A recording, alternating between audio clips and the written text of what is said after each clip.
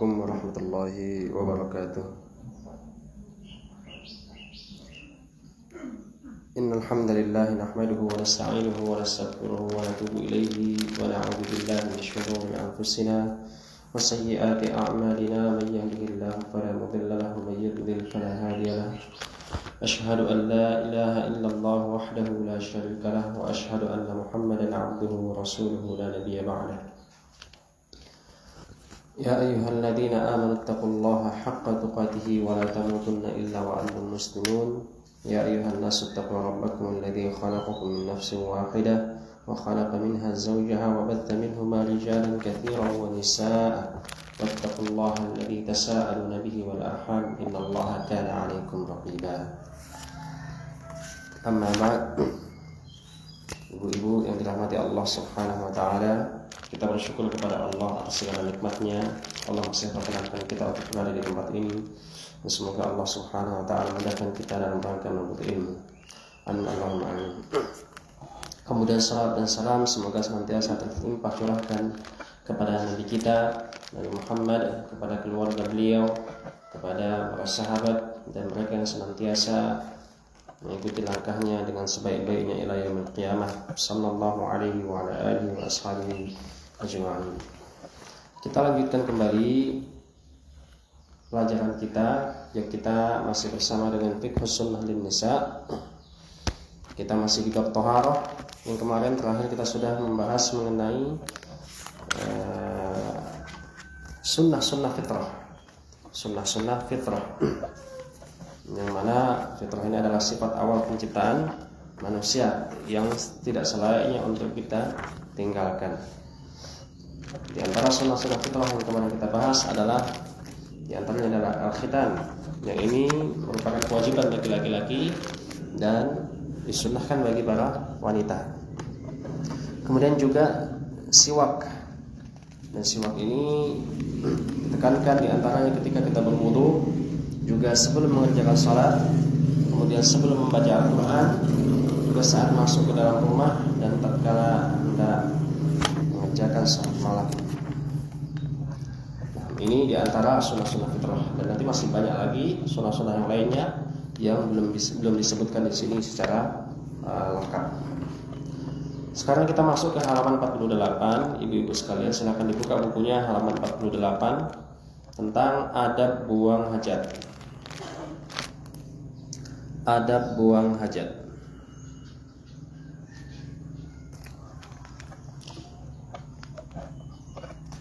Nah, ibu-ibu siap ya yang ikut membacakan?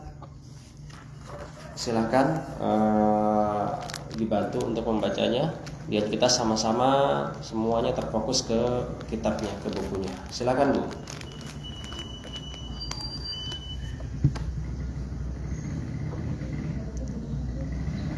Adab buang hajat.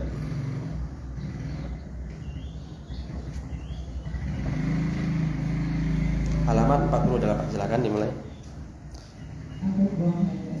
Apabila saudariku menghina ingin masuk kamar kecil untuk buang air kecil atau air besar, maka digunakan baginya untuk melakukan hal-hal berikut ini. 1. Menutup diri dan menjauh dari pandangan orang, terutama bila hendak membuang hajat di tempat terbuka. Dari Jabir radhiyallahu anhu, dia berkata, kami bepergian bersama Rasulullah Sallallahu Alaihi Wasallam dalam satu perjalanan. Rasulullah Sallallahu Alaihi Wasallam tidak membuang hajat di tanah lapang hingga beliau hilang dari pandangan dan tidak terlihat. Saya katakan, tidak diragukan lagi bahwa perintah menutup diri bagi seorang wanita itu lebih ditekankan lagi. Ucapkanlah ketika hendak masuk kamar kecil, dengan nama Allah, wahai Allah, sesungguhnya aku memohon perlindungan kepada-Nya dari setan laki-laki dan setan perempuan. Rasulullah Shallallahu Alaihi Wasallam kira penutup di antara pandangan mata jin dan aurat Bani Adam ketika salah seorang di antara kalian masuk ke kamar kecil adalah dia mengucapkan Bismillah. Dari Anas radhiyallahu anhu, dia berkata, apabila Rasulullah Shallallahu Alaihi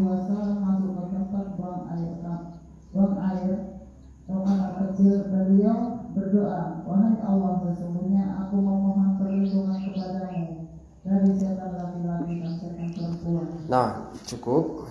Jazakallahu khairan, barakallahu fiik. Sepertinya saya kenal suaranya ya. Nah, apabila saudariku muslimah ingin masuk kamar kecil untuk buang air kecil atau besar, maka disunnahkan baginya untuk melakukan hal-hal berikut ini. Nah, yang pertama adalah menutup diri. Nah, kita memang diperintahkan untuk buang hajat itu sendirian, jangan bareng-bareng Bu ya. Menutup diri dan menjauh dari pandangan orang, terutama bila hendak buang hajat di tempat terbuka. Terutama di tempat terbuka. Ya mungkin ibu-ibu nanti ada masanya di mana kita akan berada di luar rumah. Ya, ketika kita dalam kondisi kepepet, kebelet misalnya, maka kita buang hajatnya di tempat terbuka itu ada adabnya. Di antaranya adalah kita menjauh dari pandangan manusia, jangan terlihat. Kalau zaman dulu itu tempat buang hajatnya nggak seperti kita sekarang Bu ya. Kalau sekarang alhamdulillah setiap rumah itu ada tempat buang hajatnya. Kalau zaman dahulu beberapa tahun sebelumnya ini beberapa rumah itu masih banyak yang tempat buang hajatnya masih di luar rumah. Masih di luar rumah. Jadi terpisah antara rumah dengan tempat buang hajatnya. Atau bahkan zaman dulu itu biasanya kalau ada gundukan-gundukan tanah itu kan. Gundukan-gundukan tanah itu karena saya pernah dengar cerita daripada Ustaz Farhan ya, Farhan Abu Huraihan. Kalau di Yaman itu ketika beliau masih di sana banyak sekali masih tempat-tempat buang hajat itu yang berupa gundukan tanah yang ada di tempat-tempat di hutan misalnya di kebun dan sebagainya. Apa itu bahasanya itu? Gumuk apa namanya? Ya itu bagian atasnya dilobangin, kemudian ya terjun payung begitu Bu. Jadi kalau misalnya pas gundukan tanahnya itu remuk terjadi gempa bumi ya repot ya. Nah, zaman dulu seperti itu ya, bahkan di zaman Rasulullah SAW ada tempat yang dikenal dengan sumur butoah yang di situ digunakan untuk membuang najis, juga termasuk tempat untuk buang hajat dan lain sebagainya. Jadi zaman para sahabat dahulu mereka buang hajatnya itu di tempat yang jauh dari rumahnya atau di luar rumah yang tempatnya agak jauh, yang ke semak-semak yang sampai tidak terlihat manusia, atau di padang pasir yang bagian-bagian bawahnya dan sebagainya. Nah, dari Jabir radhiyallahu anhu dia berkata, "Kharajna ma'a Rasulillah sallallahu alaihi wasallam fi safar, wa kana Rasulullah sallallahu alaihi wasallam la ya'til baraza hatta yataghayyaba fala yura." Kami bepergian bersama Rasulullah sallallahu alaihi wasallam dalam satu perjalanan. Rasulullah sallallahu alaihi wasallam tidak membuang hajat di tanah lapang hingga beliau hilang dari pandangan dan tidak terlihat. Nah, sampai tidak terlihat. Saya katakan, tidak ragukan lagi bahwa perintah menutup diri bagi seorang wanita itu lebih ditekankan lagi. Para wanita lebih ditekankan lagi. Jadi, kalau ibu-ibu misalnya di pinggir jalan kok kebelet ya, berusahalah menghilang. Berusaha untuk menghilang ketika ingin buang hajat. Ini mudah dipahami. Kemudian yang kedua, ketika hendak masuk kamar kecil, atau mungkin bentuknya bukan kamar kecil, tapi bentuknya adalah tempat yang semak-semak misalnya yang tidak terlihat atau bedengan, tetap saja kita membaca doa ini. Ucapkanlah doa ketika hendak masuk kamar kecil. Nah, ini kita masuk kamar kecil itu yang kita ucapkan adalah doa, bukan nyanyian. Karena sebagian orang ketika berada dalam kamar mandi itu masuknya sambil nyanyi, ketika berada di kamar kecil pun sambil nyanyi. Nah, walaupun mungkin tempatnya bersih, kalau zaman sekarang kan alhamdulillah toilet kamar mandi itu tempatnya lumayan bersih kalau dibandingkan zaman-zaman dulu. Ya, kalau zaman dulu itu memang kamar kecil itu terkesan kotor. Kalau sekarang alhamdulillah bersih. Walaupun tempatnya bersih, kita tetap berdoa ketika kita masuk ke dalam kamar mandi. Ini doanya harus kita hafalkan, yaitu doanya Bismillah, Allahumma inni a'udzubika minal khubuthi wal khaba'ith. Ibu-ibu yang sudah hafal doanya angkat tangan. Alhamdulillah semua yang sudah hafal Bu ya. Ya, sekarang kita ucapkan Bu bersama-sama coba. Bismillah. Bismillah. Allahumma inni a'udzubika minal khubuthi wal khaba'ith. Ya, itu artinya tadi sudah dibacakan. Ya, ini doanya nanti dihafalkan. Kalau yang sudah hafal alhamdulillah tinggal dipraktekkan. Dengan nama Allah, wahai Allah, sesungguhnya aku memohon perlindungan kepadamu dari setan laki-laki ataupun perempuan. Ya, ini doa ini cuman boleh dibaca ibu-ibu sekalian kalau pas mau masuk kamar mandi saja. Nggak boleh dibaca di tempat-tempat lain atau untuk doa-doa yang lain. Misalnya ketika sholat ya, ketika sholat Allahumma inni a'udzubika minal khubuthi wal khaba'ith. Ya, karena doa ketika sholat itu kan ketika sujud kita disunnahkan untuk memperbanyak doa, Bu ya. Ya, dan doanya nggak boleh pakai bahasa Indonesia.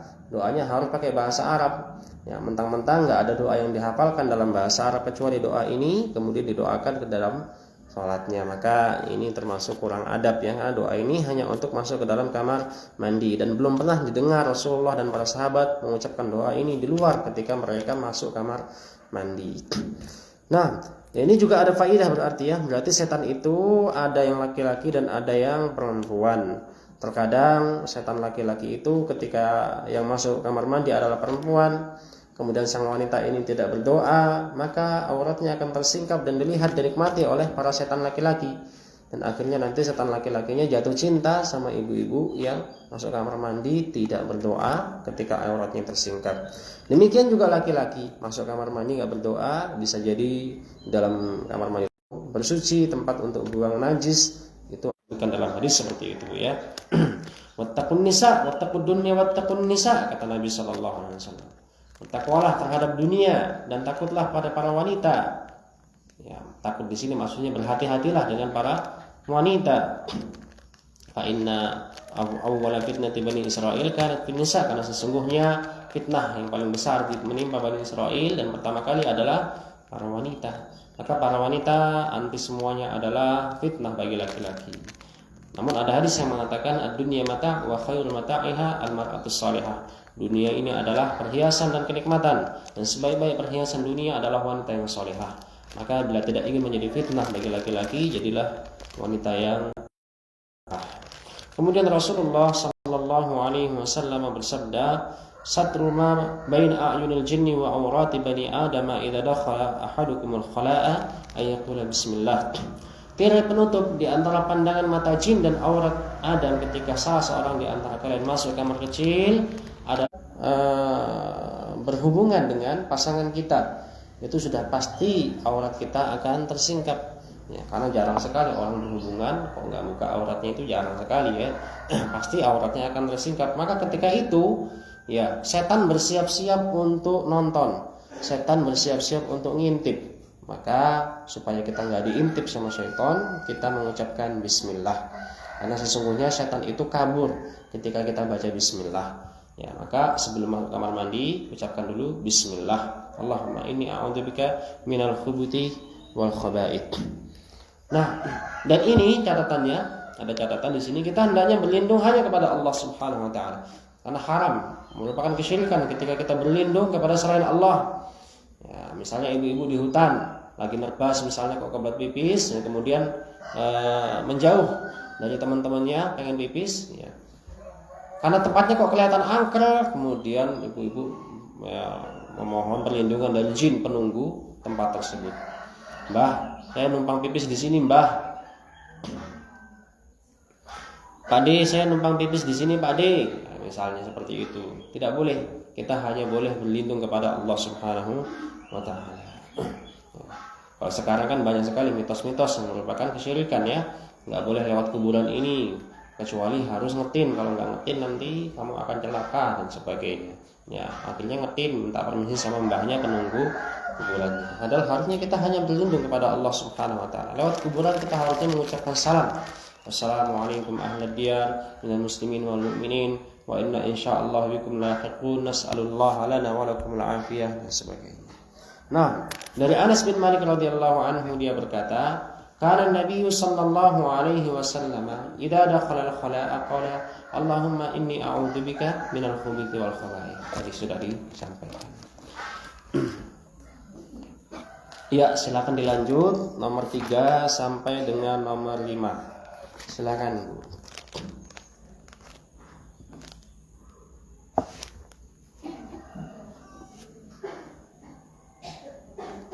Dahulukan kakimu yang kiri ketika masuk ke kamar mandi, dan dahulukan yang kanan ketika keluar dari kamar kecil. Karena pada perkara yang mulia hendaknya mendahulukan anggota tubuh yang kanan, dan untuk selain perkara yang mulia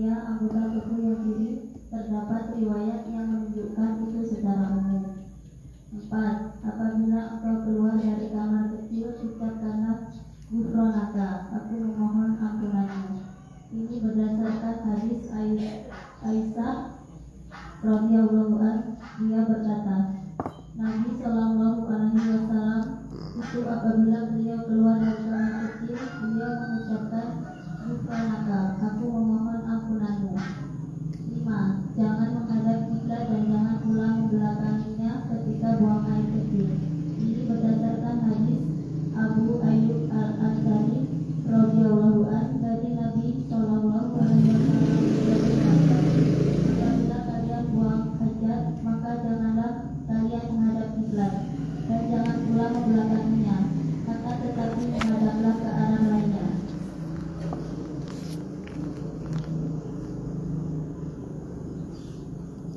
Abu Ayyub berkata, kami datang ke Syam, lalu kami dapati kamar kecil di sana dibangun menghadap ke arah Ka'bah. Lalu kami menyimpang dari arah kiblat itu dan kami memohon ampun kepada Allah Ta'ala. Nah, ini diantara adabnya. Yang ketiga adalah mendahulukan kaki yang kiri ketika masuk kamar kecil dan dahulukan yang kanan ketika keluar dari kamar kecil. Ini diantara kita banyak yang kadang-kadang terluput akan hal ini. Diantara adab. Ya, adabnya kita masuk kamar mandi menggunakan kaki yang kiri. Tapi kalau masuk masjid kita dahulukan kaki yang kanan, Bu ya. Karena pada perkara yang mulia hendaknya mendahulukan anggota tubuh yang kanan. Dan untuk selain perkara yang mulia menggunakan atau mengawali dengan anggota tubuh yang kiri. Terdapat riwayat yang menunjukkan itu secara umum. Ya, ini dalam As-Sailul Jarar karya Al-Imam Asy-Syaukani. Nah, jadi intinya di sini kesimpulannya pada perkara-perkara yang baik kita mulai dengan tangan kanan. Misalnya seperti kita nyuapin anak, ya, kita memakai baju, kita memakai sandal. Kata Nabi Shallallahu Alaihi Wasallam, "Idan ta'ala ahadukum falyabda biyaminihi bil yamin." Ya, apabila seorang dari kalian itu memakai sandal, maka mulailah dengan kakinya yang kanan. Nah, termasuk ketika kita memakai baju, ya, dan segala perkara-perkara yang baik, maka hendaklah kita menggunakan tangan kanan kita. Termasuk apabila kita memberi apapun, walaupun kepada anak kita menggunakan tangan yang kanan. Ya, jangan menggunakan tangan yang kiri, tidak sopan dan bukan adab yang baik. Ya, seorang istri memberikan sesuatu dengan tangan kirinya kepada suaminya, atau suami memberikan sesuatu dengan tangan kirinya kepada sang istri, sama saja. Ya. Kalau maaf ya, bersihkan kotoran di hidung misalnya, itu pakai tangan kanan apa kiri, Bu? Pakai tangan kiri. Ya, bisa pakai tangan kiri. Kemudian kalau buang selilit digigit, Bu, tangan kanan atau kiri, Bu? Bagusnya tangan kiri, ya, bagusnya tangan kiri. Bersih-bersih itu tangan kiri. Nah, ini supaya tangan kanan itu tidak bersentuhan langsung dengan dengan kotoran, ya. Jadi kita mendahulukan untuk kebersihan itu menggunakan tangan yang kiri. Kemudian yang keempat, apabila engkau keluar dari kamar kecil, ucapkanlah Ghufranaka, aku mohon ampunan kepadamu ya Allah. Ini berdasarkan hadis Aisyah radhiyallahu anha, dia berkata, ini Aisyah yang meriwayatkan, karena memang yang seperti ini rata-rata dilakukan Rasulullah SAW di dalam rumahnya, dan yang paling mengetahui bagaimana keadaan Nabi di rumahnya SAW, ya, itu adalah istri-istrinya, di antaranya dari Aisyah. Beliau ketika keluar dari kamar mandi, karena Nabi SAW idza kharaja minal khala'i qala ghufranaka. Nabi SAW itu apabila beliau keluar dari kamar kecil, beliau mengucapkan ghufranaka, aku mohon ampunan. Loh, kenapa kok mohon ampunan? Apakah masuk kamar mandi itu sebuah dosa? Tidak, bukan, ya. Mohon ampunan di sini para ulama kemudian menjelaskan kenapa mohon ampunan? Karena selama di dalam kamar mandi itu kita membersihkan diri dari kotoran badan. Maka ketika kita keluar, kita juga ingin disucikan dari kotoran dosa-dosa. Kita mohon kepada Allah agar kita sebagaimana disucikan dari kotoran badan kita mohon kepada Allah disucikan juga dari dosa-dosa kita. Itu yang pertama. Yang kedua, karena ketika dalam kamar mandi kita tidak bisa berzikir. tidak bisa berzikir, tidak bisa mengucapkan nama Allah, mengagungkan Allah Subhanahu wa taala, maka ketika kita keluar dari kamar mandi kita ucapkan ghufranaka ya Allah, ghufranaka Allahumma rabbana wa bihamdika, bisa juga seperti itu. Ghufranaka. Ghufranaka sudah cukup ya. Mohon ampunanmu ya Allah. Jadi ini menunjukkan bahwasanya Rasulullah Shallallahu Alaihi Wasallam itu ketika berada di luar kamar mandi beliau senantiasa berzikir, mengagungkan nama Allah Subhanahu Wa Taala. Qomat kamit lidahnya, lisannya, ya berzikir kepada Allah Subhanahu Wa Taala. Ya bahkan ada sebagian ulama yang dia dahulu ketika berada dalam kamar mandi dia senantiasa memerintahkan anaknya untuk membawa kitab di depan kamar mandi, kemudian membacakan kitab itu secara keras-keras. Supaya apa? Supaya bapaknya yang sedang buang hajat di dalam kamar mandi itu bisa mendengarkan ilmu, mendengarkan pelajaran. Ya, saking-sakingnya para ulama dahulu tidak mau waktu mereka itu ya hilang begitu saja tanpa ilmu, tanpa berzikir kepada Allah. Bahkan kiai saya dulu di pondok ya, Kiai Imam Zarkashi rahimahullah, itu ceritakan beliau sempat kehilangan buku, kehilangan kitab. Kehilangan buku, dicari di rak-rak buku, di kamar, di kelas, di mana-mana tidak ketemu, di meja sana, meja sini tidak ketemu. Ternyata ketemunya di kamar mandi, Bu Ibu. Ya, di kamar mandi. Ternyata beliau ini ya di kamar mandi sambil baca buku. Tapi bukunya bukan buku yang ada dalil-dalil, bukan buku yang ada lafaz-lafaz Allahnya. Karena tidak boleh ya. Tapi buku-buku yang beliau bawa itu buku-buku yang berbahasa Inggris bisa saja. Allah Taala.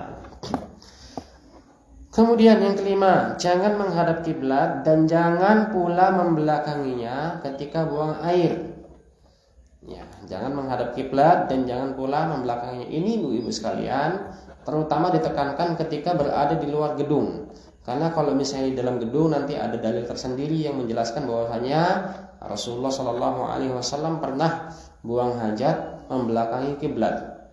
Membelakangi kiblat. Ya, ketika beliau di rumahnya Hafsah. Maka kemudian adiknya Hafsah ini kan anaknya Umar bin Khattab. Ya, kemudian Ibnu Umar adiknya Hafsah. Adiknya Hafsah ketika itu berada di rumahnya kakaknya. Ya, ketika itu Rasulullah Sallallahu Alaihi Wasallam mendapatkan giliran bermalam di rumahnya Hafsah. Maka kemudian Ibnu Umar naik ke atap rumah, ke loteng. Kemudian kok kebetulan ketika itu melihat Nabi Sallallahu Alaihi Wasallam sedang pipis, sedang buang hajat, tapi beliau membelakangi kiblat. Maka para ulama menyimpulkan tidak boleh menghadap dan membelakangi kiblat itu berlaku apabila di luar gedung, Karena pada prakteknya nanti pernah ketika safar Ibnu Umar, Abdullah bin Umar radhiyallahu taala anhuma, beliau ketika hendak buang hajat, beliau meletakkan ontanya menghadap kiblat, kemudian beliau pipis di belakang onta tersebut. Ya, begitu Bu sekalian. Tapi di sini dijelaskan bahwasannya kita jangan menghadap kiblat dan jangan pula membelakanginya ketika buang hajat, baik di dalam maupun di luar gedung, berdasarkan hadis Abu Ayyub Al-Ansari di mana beliau sallallahu alaihi wasallam bersabda, "Idza ataitumul ghaita fala tastaqbilul qiblata wa la tastadbiruha, walakin syarriqu aw gharribu." Apabila kalian buang hajat, maka janganlah kalian menghadap kiblat dan jangan pula membelakanginya, akan tetapi menghadaplah ke arah yang lainnya. Nah, kemudian Abu Ayyub berkata, kami datang ke Syam, lalu kami dapati kamar kecil di sana dibangun menghadap ke arah Ka'bah. Lalu kami menyimpang dari arah kiblat itu dan kami mohon ampun kepada Allah Subhanahu wa taala. Fananharifu anha wa nastaghfirullah taala. Ini hadis Abu Ayyub menjelaskan bahwasanya walaupun di dalam gedung tetap tidak boleh membelakangi ataupun menghadap kiblat. Sedangkan nanti ada hadis lain dari Ibnu Umar bahwasanya berlaku hanya ketika berada di luar gedung, di luar bangunan. Allah taala a'lam. Nah, kalau ibu-ibu ada pertanyaan nanti silahkan disiapkan Bu ya. Sekarang kita lanjutkan poin ke-6, nomor 6 dengan nomor 6 sampai nomor 8. Silahkan dibaca lagi. Bacanya boleh gantian ya. Gantian walaupun tidak harus semuanya ganti bacanya. Tapi gantian saja. Silahkan.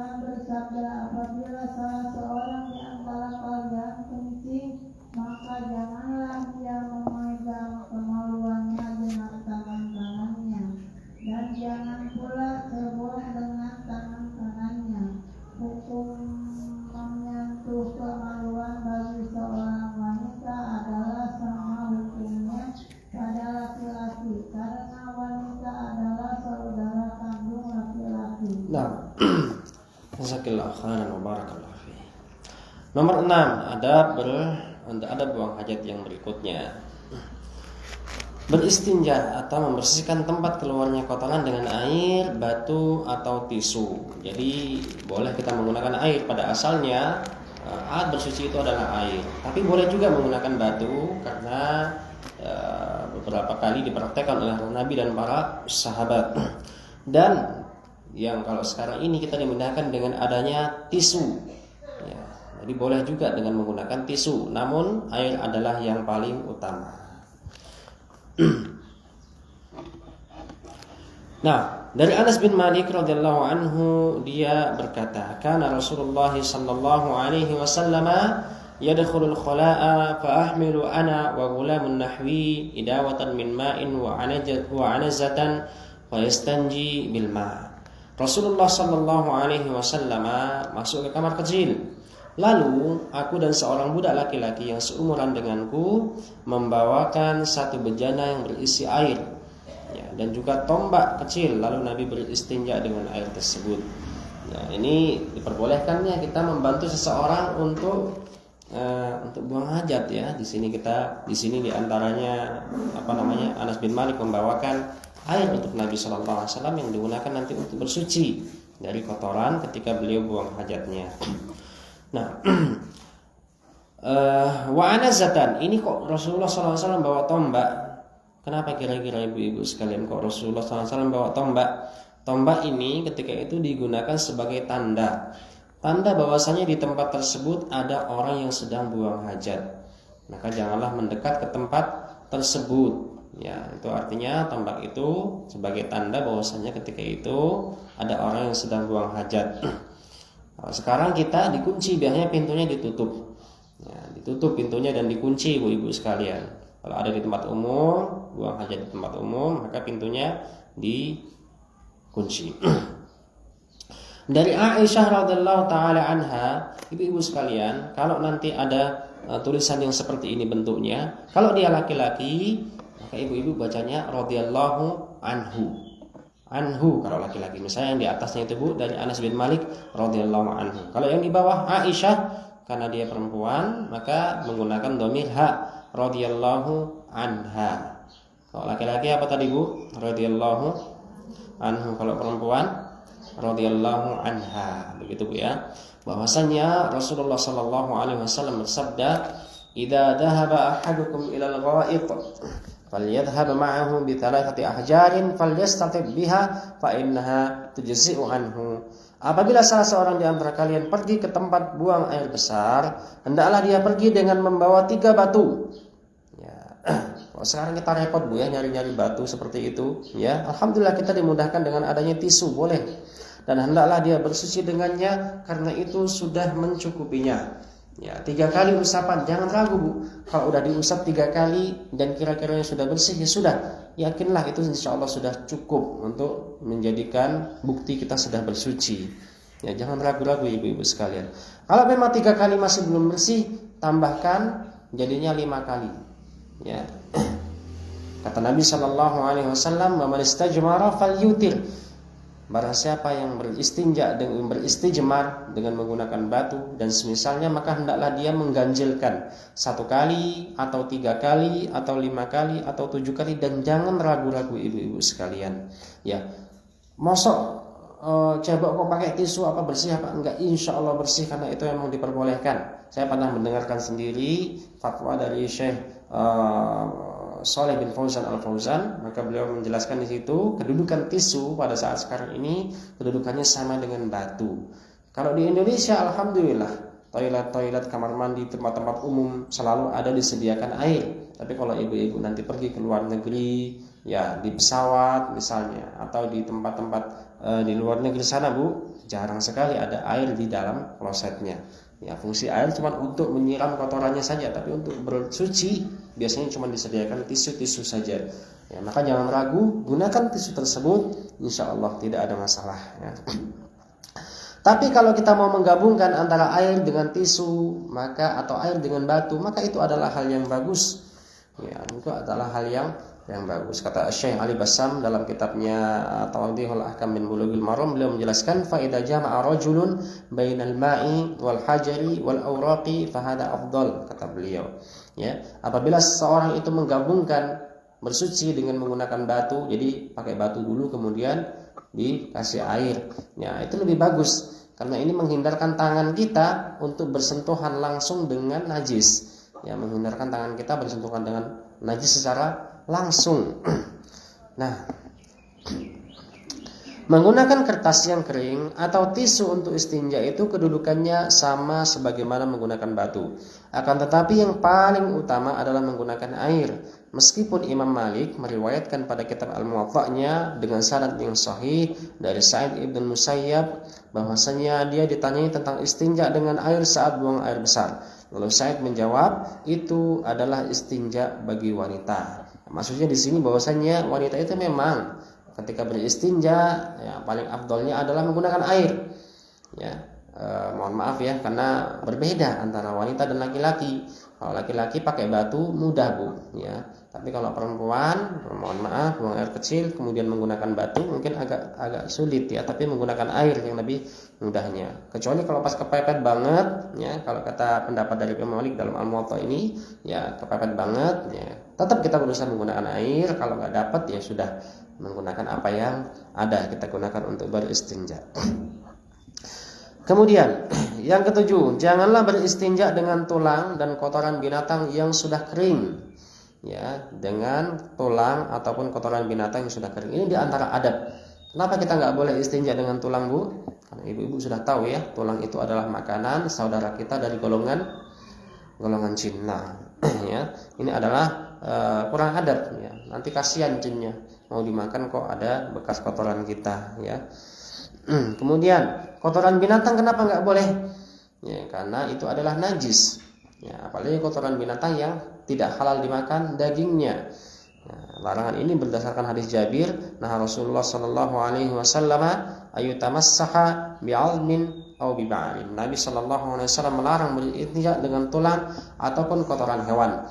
Jadi kotoran hewan itu kan kalau misalnya sudah kering itu kan keras. Ya, maka bolehkah kita gunakan untuk bersuci? Tidak boleh, karena kata Nabi sallallahu alaihi wasallam, hada rijs. Oke, ini adalah najis ketika beliau disodorkan dengan kotoran. Kemudian nomor 8, jangan menyentuh kemaluan dengan tangan kanan dan jangan pula bercebok dengan tangan kanan. Ini konsekuensi daripada tadi. Ketika hal-hal yang baik kita memulainya dengan tangan kanan, menggunakan tangan kanan. Ketika hal-hal yang kita anggap bersentuhan dengan kotoran, ya, berkaitan dengan hal yang menjijikkan, maka kita gunakan tangan kiri. Ya, maka kita juga masuk kamar mandi pakai kaki kiri memulainya. Jangan pakai tangan, pakai kaki, Bu ya. Nah, larangan ini didasarkan pada hadis Abu Qatadah radhiyallahu anhu, dia berkata, qala Rasulullah sallallahu alaihi wasallam, "Idza bala ahadukum fala yamassa dzakarahu bi yaminihi wa la yastanji bi yaminihi." Rasulullah sallallahu alaihi wasallam bersabda, apabila salah seorang di antara kalian pipis, maka janganlah dia memegang kemaluannya dengan tangan kanannya. Dan jangan pula cebok dengan tangan kanannya. Jadi kita ajarkan anak-anak kita untuk ini, Bu ya. Hukum menyentuh kemaluan bagi seorang wanita adalah sama hukumnya pada laki-laki, karena wanita adalah belahan ya daripada para laki-laki. Nah, silakan selanjutnya dibaca nomor 9 sampai dengan selesai, sampai poin ke-15. Silakan.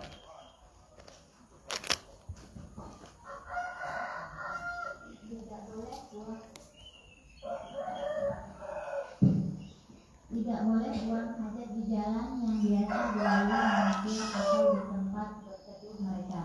Hal ini berdasarkan hadis Abu Hurairah radhiyallahu anhu bahwasanya Rasulullah Shallallahu alaihi wasallam bersabda, jauhilah dua orang yang dilaknat. Para sahabat bertanya, siapakah dua yang dilaknat itu wahai Rasulullah? Beliau bersabda, orang yang buang hajat di jalan yang biasa dilalui manusia atau di tempat berteduhnya mereka. 10. Makruh hukumnya kencing di tempat mandi. Dasarnya adalah riwayat yang menyebutkan bahwa Rasulullah SAW melarang seseorang kencing di tempat mandinya. Kedua, tidak boleh kencing di air yang diam, tidak mengalir. Dari Jabir radhiyallahu anhu bahwasanya Nabi Shallallahu alaihi wasallam melarang kencing di dalam air yang tergenang. 12. Tidak diwajibkan untuk beristinja karena buang air, karena kentut itu bukan najis dan tidak membawa najis. Imam Ahmad berkata, tiada kewajiban beristinja karena kentut baik di dalam kitab Allah maupun pada sunnah Rasulullah Shallallahu alaihi wasallam.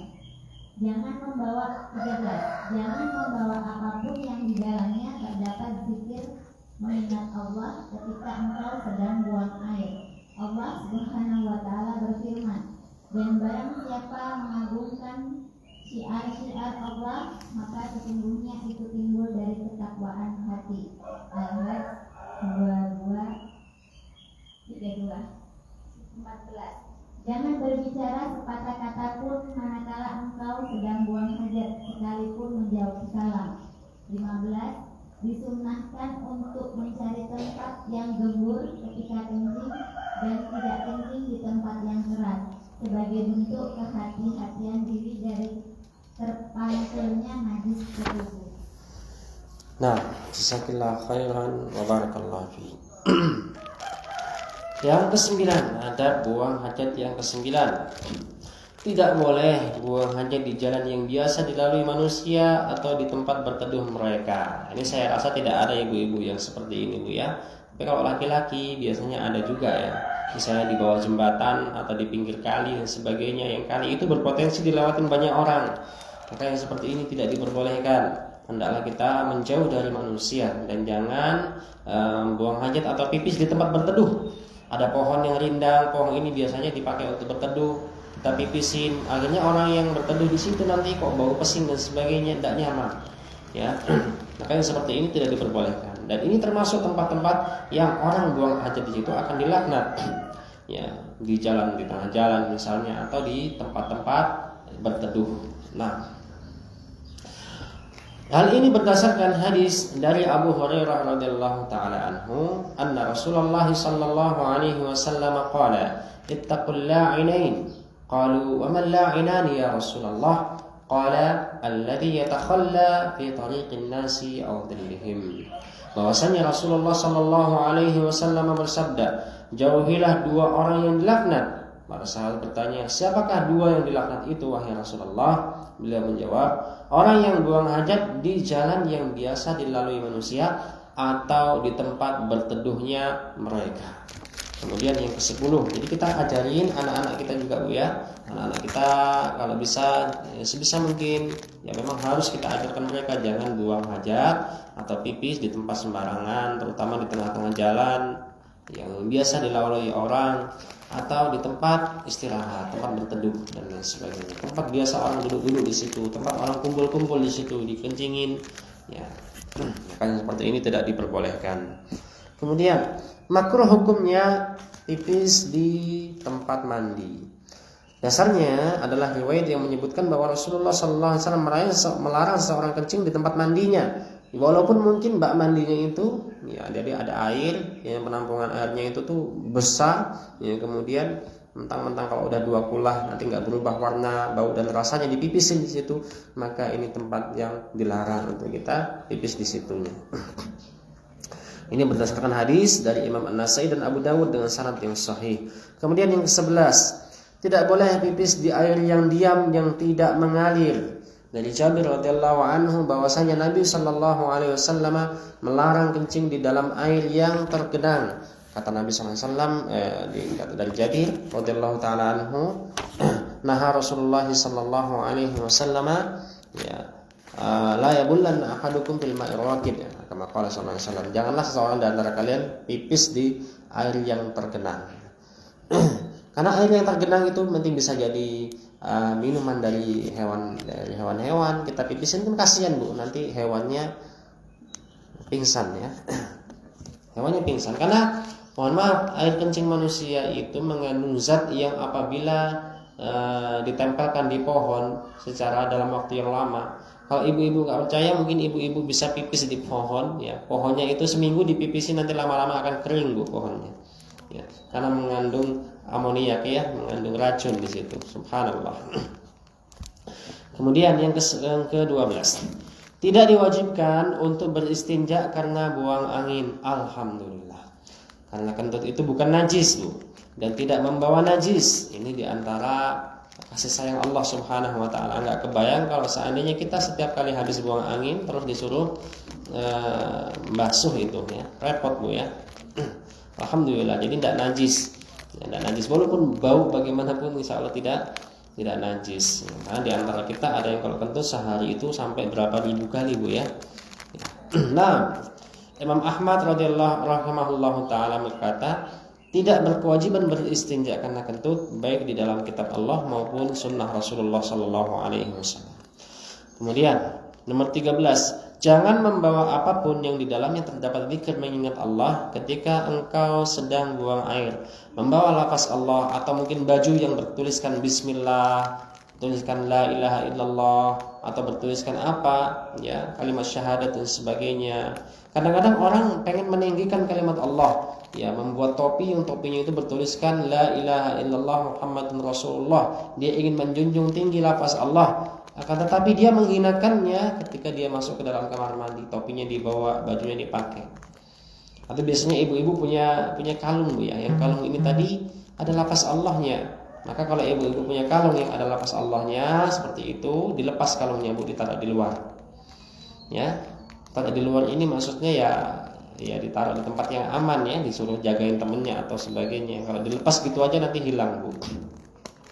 Atau buku-buku atau Al-Quran ya, kita hendaknya letakkan di luar sebelum kita masuk ke kamar mandi. Allah Subhanahu wa taala berfirman, "Wa may yu'azzim sya'airallahi fa innaha min taqwal qulub."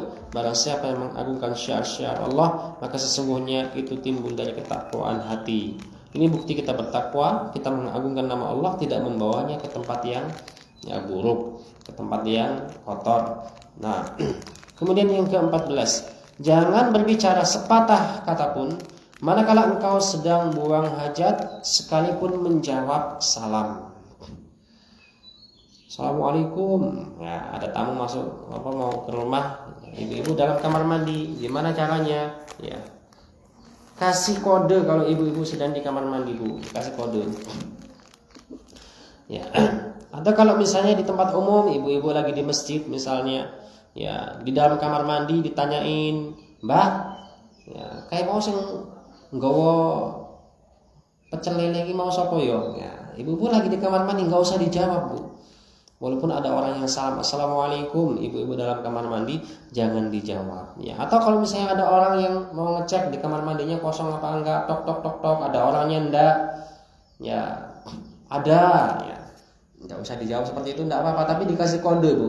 Dikasih kode bahwasanya ibu sedang berada di kamar mandi, misalnya dengan cara kerannya dibuka misalnya, ya kerannya terus bunyi gitu kan. Atau mungkin ketika ada orang yang ketok-tok di keluar kamar mandi, ibunya bisa balas tok tok tok, ya tanda bahwasanya ada orang.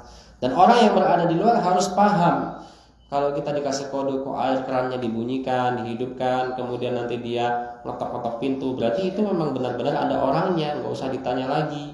Ya, ini orang apa setan misalnya. Nah, itu orang insyaallah ya.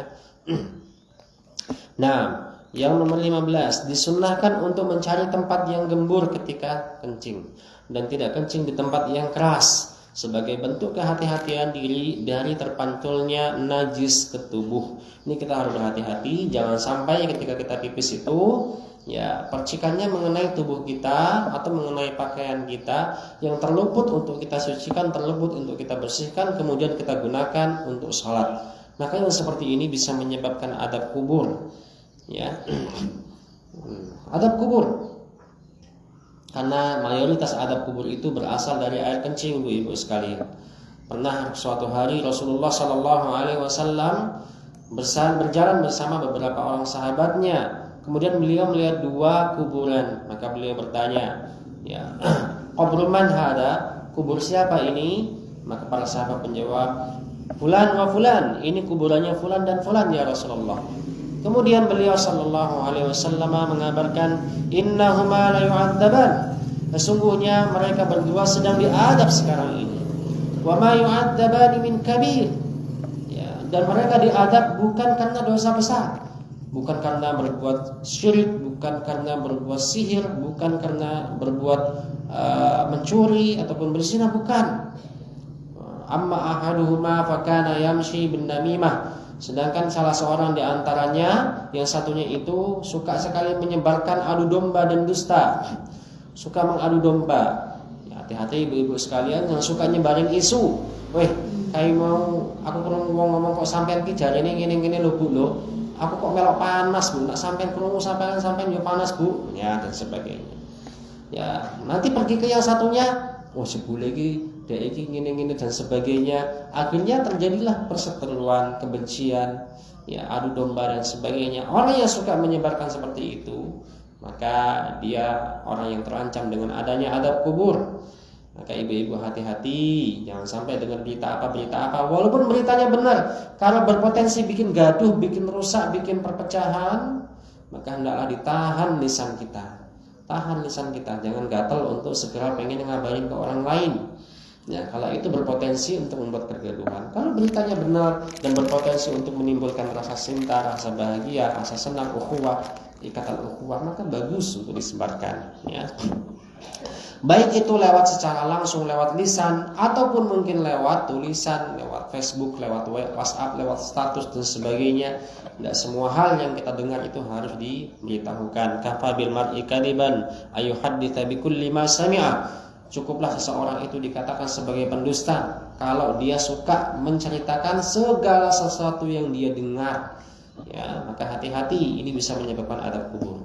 Wa amma ahaduhuma wa ammal akhar fakana la yastatiru min baulihi. Adapun yang satunya diadab karena dia tidak membentengi diri dari serangan percikan air kencingnya. Artinya air kencingnya mengenai badan dia atau mengenai pakaian dia, dan dia tidak bersuci dengan sempurna, ya, kemudian digunakan untuk sholat, ya, maka yang seperti ini kita harus berhati-hati. Itu bisa menyebabkan adab kubur, wal iyadu billah.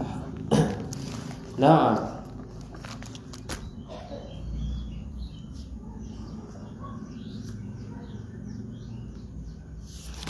baik ibu-ibu sekalian, kalau ada pertanyaan silakan nanti ibu-ibu sambil dituliskan Bu ya. Soalnya soalnya ibu-ibu kan sistemnya kan ada di situ. Ya, jadi tidak maksimal masuk ke ruangan ini, daripada nanti saya bolak-balik tanya. Jadi silakan ditulis saja. Kita lanjutkan sedikit Bu tentang wudu. Ini saya saja yang baca Bu ya. Kita lanjutkan tentang wudu.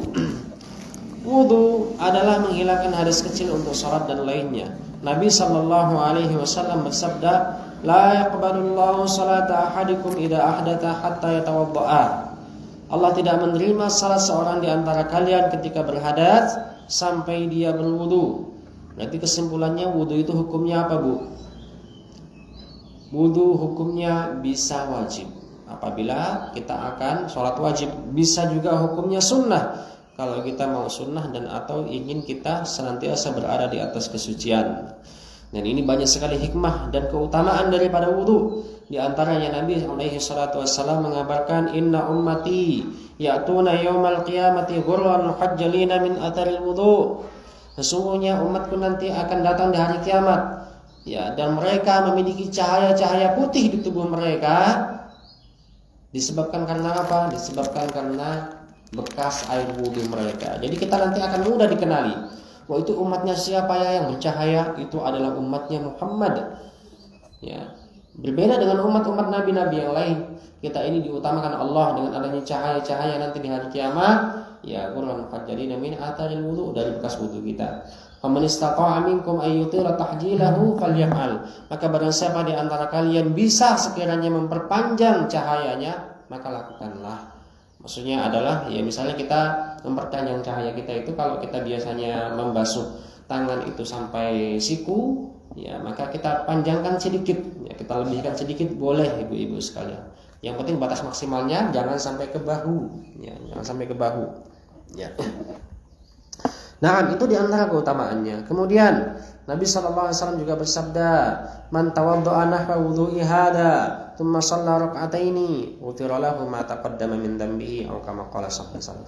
Barang siapa yang wudunya sama dan wuduku seperti ini, ya, jadi kita berusaha untuk mencocoki wudu kita dengan wudu Nabi. Kita berusaha nih belajar supaya apa? Supaya kita nanti bisa diampuni, ghufrallahu ma taqaddama min dambihi, akan diampuni dosa-dosanya yang telah lalu. Ibu-ibu, siapa yang enggak berdosa di antara kita? Kita berdosa, kita berbuat salah sama anak kita, sama suami kita, sama Allah Subhanahu wa taala. Ya, maka kita ingin diampuni. Salah satunya adalah ketika kita berwudu. Ya, maka tetesan-tetesan air itu akan membawa dosa-dosa kita. Subhanallah, masya Allah. Kemudian Nabi Shallallahu Alaihi Wasallam mengatakan at-tahuru syatrul iman, kesucian itu adalah ya, separuh daripada keimanan, dan berwudu adalah bentuk salah satu kita mensucikan diri. Kemudian Nabi Shallallahu Alaihi Wasallam mengatakan man atammal wudu'a kama amarahu Allah Taala fas-salawatul maktubatu kafaratun lima bainahunna. Barang siapa yang menyempurnakan wudu sebagaimana yang diperintahkan Allah.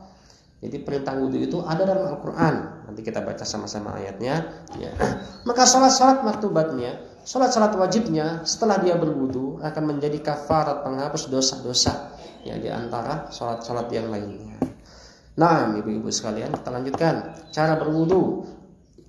Allah Subhanahu wa taala berfirman, "Ya ayyuhalladzina amanu idza qumtum ilas salati faghsilu wujuhakum wa aydiyakum ilal marafiq."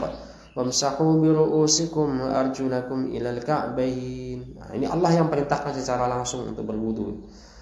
Wahai orang-orang yang beriman, laki-laki maupun perempuan, idza qumtum ilas shalah, apabila kalian berdiri akan salat, faghsilu wujuhakum, maka cucilah wajah kalian. Dicuci berarti cuci. Iksil, cuci itu berarti ada airnya, Bu ya. Ada airnya, kita tampung kemudian mengalir airnya di wajah kita. Faghsilu wujuhakum. Wajah itu berarti batasannya mana, ibu-ibu? Tempat tumbuhnya rambut yang paling atas, ya. Kemudian sampai ke jenggotnya, ke bagian jenggotnya, tumbuhnya jenggot itu semuanya adalah bagian dari wajah. Jadi ibu-ibu diperiksa kalau ada jenggotnya, itu bagian daripada wajah ibu-ibu sekalian. Kemudian ya tempat tumbuhnya telinga kita, daun telinga kita itu, ya. Itu semuanya adalah batas daripada wajah. Jadi wajah itu bukan cuma mata sama hidung sama pipi tok, bukan ya. Karena kita beberapa kali melihat ada orang-orang yang kalau wudu cuma dibasuh, dipercikin doang, ya, bagian mukanya itu bagian mata sama hidungnya sama pipinya, pok takut nanti ya alisnya hilang, bedaknya kurang maksimal dan lain sebagainya. Nah, wa aydiyakum ilal marafiq, tangan juga dicuci. Ya, tangan ila itu berarti di sini bermakna ma'a itu berarti bersama, ya. Boleh dilebihkan sampai ke lebih daripada lutut, agak lebih sedikit nggak apa-apa, supaya nanti cahaya semakin banyak. Ilal marafiq, ya, dari mulai tangannya, dari mulai jari jemari sampai ke sikunya. Wamsahu biru'usikum wa arjulakum ilal ka'bain. Kemudian usaplah biru'usikum, usaplah kepala kalian. Wamsahu bi, masaha yamsahu bi ini adalah satu kesatuan. Walaupun sebagian ulama di antaranya Imam Syafi'i menyimpulkan bi di sini artinya adalah litab'id. Litab'id itu artinya menunjukkan sebagian saja. Menunjukkan sebagian saja kata beliau. Maka minimalnya kemudian di kesimpulannya dalam fikih Syafi'i, ya, bahwasanya kesimpulannya minimal daripada kepala itu yang dibasuh adalah 3 helai rambut. 3 helai rambut ini dalam mazhab Imam Syafi'i, walaupun nanti ya para ulama ya banyak yang melemahkan pendapat ini karena prakteknya ya Nabi dan para sahabat mereka mengusap seluruh kepala mereka, dan itu adalah cara kata Ibnu Syihab, ini adalah cara yang paling sempurna untuk berwudu. Wa arjulakum, ibu-ibu bisa lihatnya itu bahasa Arabnya. Kalau tadi wamsahu biru'usikum, pakai si. Kenapa si? Karena pakai bi di depannya, ada huruf jar bi, biru'usikum. Ya, sedangkan sebelum-sebelumnya itu fathah semua. Wujuhakum, aydiyakum. Kemudian di sini pakai sikum, biru'usikum. Nah, kemudian wa arjulakum, balik ke fathah lagi. Berarti ini menunjukkan fathah di situ ngikut ke yang sebelumnya, yaitu dicuci. Kaki dicuci bukan diusap. Wa arjulakum, bukan wa arjulikum. Kalau wa arjulikum berarti diusap kakinya, tapi kalau wa arjulakum berarti kakinya di situ dicuci. Ini sedikit gambaran tentang bahasa Arab. Ibu-ibu kalau belum paham ya dengerin saja ibu-ibu ya. Wa arjulakum ilal ka'bain, dan cuci juga kaki kalian sampai ke mata kaki sempurna. Nah, pada kitab Sahih Al-Bukhari, ya, kita lanjutkan halaman 53. Pada kitab Sahih Al-Bukhari dan Sahih Muslim disebutkan bahwa Utsman bin Affan meminta diambilkan wadah air untuk berwudu. Lalu dia membasuh kedua telapak tangannya 3 kali. Ya, jadi pertama ketika berwudu kita basuh dulu telapak tangan kita 3 kali. Ya, kata Nabi SAW, "Idza staiqadha ahadukum min naumihi fala yaghmis yadahu hatta yaghsilahu 3 marrat." Ya. Fa inna ahadakum la yadri aina batat yaduhu. Apabila salah seorang di antara kalian bangun tidur, maka janganlah dia mencelupkan langsung tangannya ke dalam bejana sampai dia mencucinya 3 kali. Jadi diciduk-ciduk 3 kali, ya. Embernya mungkin gayungnya dimerengkan, kemudian telapak tangannya dicuci 3 kali supaya tidak masuk secara langsung. Ya, karena hikmahnya apa? Lianna ahadakum la yadri aina batat yaduhu, karena salah seorang di antara kalian nggak tahu di mana tangannya bermalam. Ya, tangannya bermalam, bisa jadi tangan kita bermalam megangin mohon maaf ya, aurat kita dan sebagainya, itu terkadang ada najisnya ya, maka hendaknya kita cuci dulu tangan kita 3 kali. Kemudian dia berkumur dan berarti berkumur dan memasukkan air ke hidung itu bareng, Bu. Nah, jadi berkumur sama memasukkan air ke dalam hidung itu bareng. Tsumma tamadmada wastansyaqa. Dalam hadisnya seperti itu. Ya, kita ambil 1 cidukan, kemudian 1 cidukan ini untuk berkumur dan untuk memasukkan ke dalam hidung, kemudian dikeluarkan.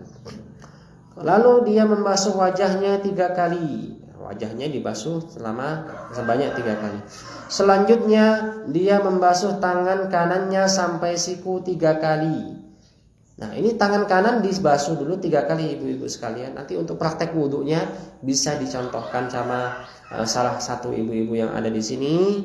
Ya, tapi saya rasa insya Allah ibu-ibu sekalian sudah paham ya tentang cara wudu yang seperti ini. Kalau memang ada yang belum paham, nanti boleh silakan dipraktekkan. Mau saya mempraktekkan juga boleh ya. Tapi karena sudah ada ustadzahnya seperti di situ sepertinya ya. Ustadzah apa bukan? Ya, ustadzahnya ya. Ya, boleh nanti dicontohkan sama ustadzahnya.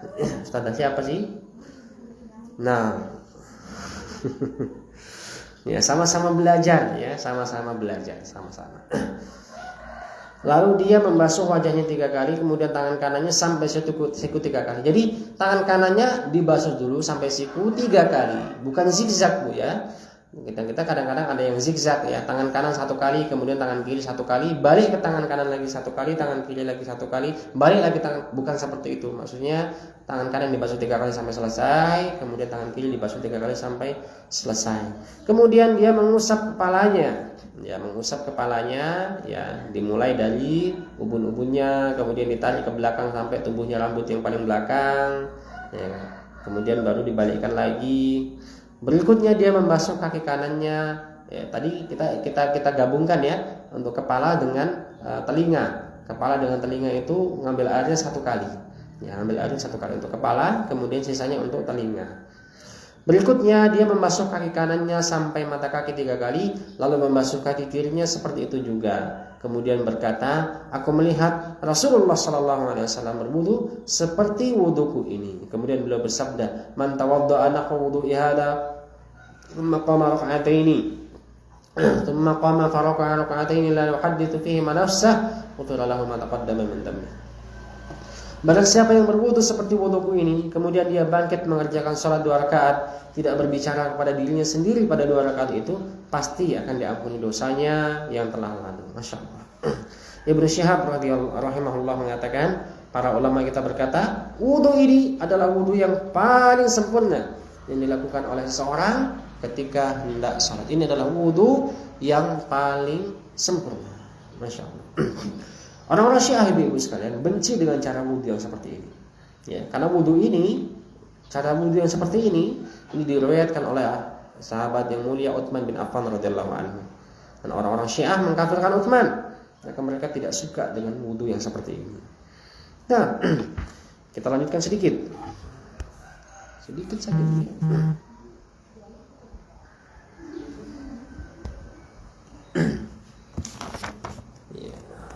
Nanti kita lanjut ke syarat sah wudhu insyaallah ya. Wahai saudaraku muslimah, apabila engkau hendak berwudhu untuk salat dan ibadah lainnya, maka yang pertama, hadirkanlah niat dalam hatimu dan ucapkanlah bismillah. Jadi bismillah ya, mengucapkan bismillah ketika hendak berwudhu. Hadirkan niat dalam hati. Yang kedua, basuhlah kedua telapak tanganmu, berkumurlah, lalu masukkan air ke hidung serta keluarkan lagi sebanyak 3 kali. Ya, ini apalagi kalau ibu-ibu bangun tidur. Ya, bangun tidur maka hendaklah kita utamakan ini bersih-bersih tangan, kemudian mulut kita dan juga hidung kita. Ini pesan dari Nabi alaihi salatu wassalam. Dia mengatakan, "Idza staiqadha ahadukum falyaj'al fi anfihi ma'an." Ya, ma'an. Thumma yantatir fa inna syaitana yabuttu fi mankharihi. Ya. Apabila salah seorang di antara kalian bangun tidur, maka hendaklah dia meletakkan air ke dalam hidungnya kemudian disembur. Karena sesungguhnya syaitan itu suka bermalam di pangkal hidungnya. Subhanallah. Jadi setan itu kurang ajar Bu ya. Kadang-kadang ngencengin telinga kita, kadang-kadang dia nginep di di pangkal hidung kita. Ya, maka kita beristinsyak, memasukkan air ke dalam hidung, kemudian mengeluarkannya untuk mengusir dan berlindung daripada syaitan tadi itu Bu. Yes. Kemudian yang ketiga, basuhlah wajahmu seluruhnya dengan sempurna 3 kali. 1 kali boleh enggak? Boleh. Ya, 2 kali boleh. Maksimal 3 kali. Lebih dari 3 kali itu termasuk ghulu, dilarang ya, termasuk berlebih-lebihan. Yang keempat, basuhlah kedua tanganmu sampai siku, mulailah dengan yang kanan 3 kali, kemudian yang kiri. Yang kelima, usaplah kepalamu seluruhnya beserta 2 telinga. Jadi telinga itu bagian dari kepala. Ya, maka mengambil air 1 kali untuk kepala sekaligus telinganya. Ya, ini cara wudhu yang paling sempurna. Walaupun nanti kalau ibu-ibu sekalian melihat ada seorang di antara kita yang wudhunya cuma membasahi 3 helai rambut minimalnya, maka ketika itu kita jangan sampai mencela dia, karena memang ada salah seorang ulama kita, ya Imam Asy-Syafi'i, ya beliau berpendapat bahwasanya mencukupkan dengan 3 kali. Nah, jangan kita remehkan dia, tapi kita sendiri berusaha untuk mengikuti cara wudhu yang sempurna, yaitu dengan membasuh seluruh kepala kita termasuk telinga kita. Jika engkau memakai kerudung, maka engkau boleh mengusap kerudung itu ibu-ibu sekalian. Kalau ibu-ibu misalnya wudhu di tempat umum, misalnya terminal, yang biasanya tempat wudhunya itu terbuka, ya maka ibu-ibu boleh mengusap kerudung. Ya, mengusap kerudung itu diusap. Karena ini dikiaskan dengan para laki-laki yang biasanya pakai sorban, dililitkan di kepala mereka. Mereka boleh untuk tidak membasuh atau melepas sorban tadi itu, boleh diusap korbannya, maka ibu-ibu juga boleh diusap kerudungnya. Kemudian yang keenam, basuhlah kedua kakimu sampai mata kaki, mulailah dengan yang kanan 3 kali. Kemudian ucapkanlah doa. Doanya harus dihafal. Saya kira ibu-ibu sudah hafal. Asyhadu an la ilaha illallah wahdahu la syarikalah wa asyhadu anna Muhammadan abduhu wa rasuluh. Kemudian ditambahkan Allahumma ja'alni minat tawwabin wa ja'alni minal mutatahhirin. Ya Allah, jadikanlah aku termasuk orang-orang yang suka bertaubat kepadamu ya Allah, dan jadikanlah aku termasuk orang yang suka untuk bersuci. Masya Allah, ini doa yang sangat bagus ya. Kita bertaubat dari dosa-dosa kita dan kita bersuci dari kotoran-kotoran kita. Nah, kemudian syarat sah wudhu sekali saja. Syarat sah wudhu adalah niat. Niat adalah syarat sahnya wudhu. Berdasarkan sabda Nabi, innamal a'malu binniyat. Tidak disyariatkan untuk melafalkan niat karena tiada ada dalilnya dari Nabi tentang hal itu. Usolli nawaitul wudu'a darafil hadatil akbari fardalillahi ta'ala. Ya, kemudian kita berwudu tidak ada asalnya, tidak ada contohnya dari Nabi dan para sahabat. Nah, jadi kita mengikuti saja apa yang dicontohkan Nabi dan para sahabat, itu adalah sebaik-baik petunjuk. Jangan kita mencari petunjuk di selain dari mereka. Nah, demikian pelajaran kita pada pagi hari ini. Ibu-ibu sekalian, silakan kalau ada pertanyaan boleh dikirimkan. Kalau bisa dijawab, kita jawab. Kalau tidak bisa, maka kita jadikan PR dan kita akan bahas pada pertemuan berikutnya. Insyaallah ta'ala. Barakallahu fikum. Nakhtatim, kita tutup dengan doa kafaratul majlis. Subhanakallahumma wa bihamdika asyhadu an la ilaha illa anta astaghfiruka wa atubu ilaik. Wassallallahu ala nabiyyina Muhammadin wa ala alihi washabihi ajmain. Nah, ibu-ibu katanya ada usul kalau ibu-ibu pengen belajar bahasa Arab kira-kira bagaimana? Kalau emang mau ibu-ibu nanti kita bisa jadwalkan. Kita kan hampir setiap pekan ini kan alhamdulillah sudah berjalan sejauh ini. Mungkin pengen ada perkembangan, ibu-ibu pengen belajar bahasa Arab atau yang lainnya, insyaallah boleh juga. Nanti silakan dibahas sama panitianya. Nah, assalamualaikum warahmatullahi wabarakatuh.